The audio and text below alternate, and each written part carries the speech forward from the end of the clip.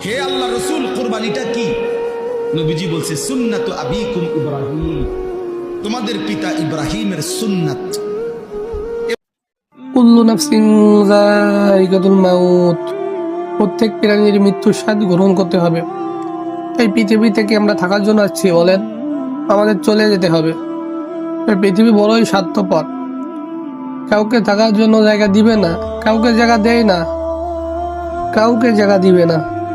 এই পৃথিবীতে কত বড় বড় ক্ষমতাওয়ালারা ছিল, কত টাকাওয়ালারা ছিল, কত পয়সাওয়ালা ছিল, কত দাপটওয়ালারা ছিল, কত সুন্দরী চেহারাওয়ালা নারীরা ছিল। আজকের আর ওই টাকাওয়ালা নাই, আজকের আর ওই ক্ষমতাওয়ালারা নাই, আজকের আর ওই সুন্দরী নারী নাই। আজকে তারা মাটির সাথে রেজা করতেছে, রেজা করতেছে, তারা আজকে নাই, দুনিয়াতে চলে গেছে।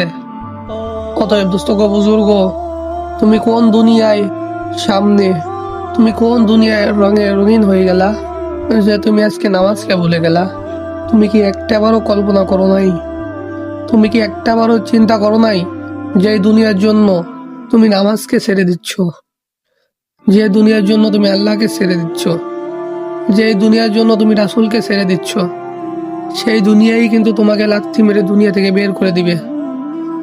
অতএব দোস্ত গো, বুজুর্গ আমার, এই দুনিয়া থেকে আমাদের সকলেরই বিদায় নেওয়া লাগবে। অতএব আমাদের আমল করা লাগবে কি লাগবে না? তো ভাই, এরপরেও তোমরা যদি না বোঝো, তাহলে কিভাবে বুঝলে তোমরা বুঝবা আমার জানা নাই। বুঝছো ভাই ও বুজুর্গ, আশা করি সকলেই তোমরা আল্লাহর পথে ফিরে আসবে। আচ্ছা ভাইয়া, আমার ভিডিওটা কেমন হয়েছে একটু কমেন্ট বক্সে মতামতটা জানাবেন। যদি ভালো লাগে, যদি আপনাদের ভালোবাসা পাই, তাহলে এরকমের ভিডিও আরও করার চেষ্টা করব।